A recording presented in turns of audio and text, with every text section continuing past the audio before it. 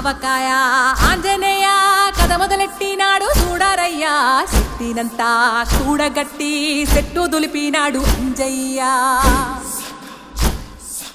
ఎర్ర ఛాయ కోతి అవతార వెంటమాయ కత్తి సేత పట్టకుండా కాయ కోసినాడు కపిలయ్య